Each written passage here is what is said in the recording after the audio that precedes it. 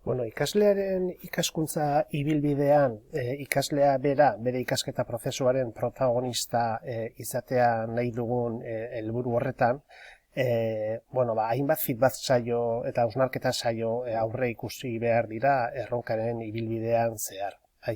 Orduan, nire kasuan hain zuzen ere, proposatuko nukena izango litzateke, eta ibilbide horretan, ikaskuntza prozesuaren ibilbide horretan, behin erronka identifikatu, parametroak zehaztu direnean, eta informazioa lortu, antolatu eta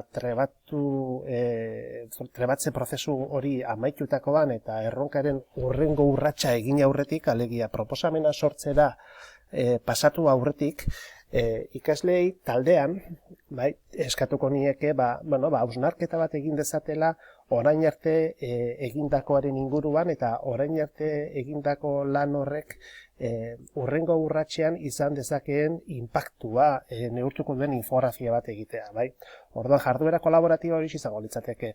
4 eta 5 puntu horien artean hausnarketa une bat proposatzea taldean, infografia batetan laburbilduz pixka bat orain arte jaso duten hori eta beraien egoeraz pixka bat hausnartzeko, ezta? Orduan, hori gure ikastaroan, gure model ikastaroan egongo litzateke prozesuan txertatuta, erronka aurkezten dugunean, identifikatzen dugunean, parametroak zehazten ditugunean, eta informazioa lortuta antolatu dugunean, beste lauzetan zehar, ez da hor nabigatu eta trebatu ondoren, nolabait ere bultatuko gineke erronkaren gurpilera, eta esan bezala hau da galdetuko geniekena.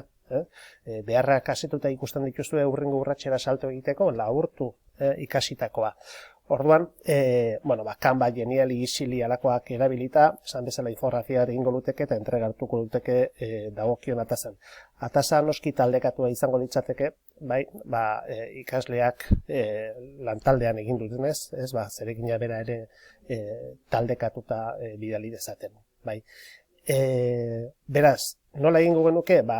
Geniali bat aukeratuko bagenuke esaterako, tresna gisa, Genialia sortzeko klikatuko genuke, infografia bat esaterako bilatuko genuke, plantillaren bat, eta gustoko bat topatzen dugunean, gehitu, eta plantilla hori erabili nahi baldin badugu pixka berago, use this template, beraz, eman, klikatu, eta behin gure arbelean dugunean, esan bezala taldean elkarrekin ikasitakoaz hausnartuz, egingo luteke alako infografia bat laburtuko lukeena pixka bat ibilbidean orain arte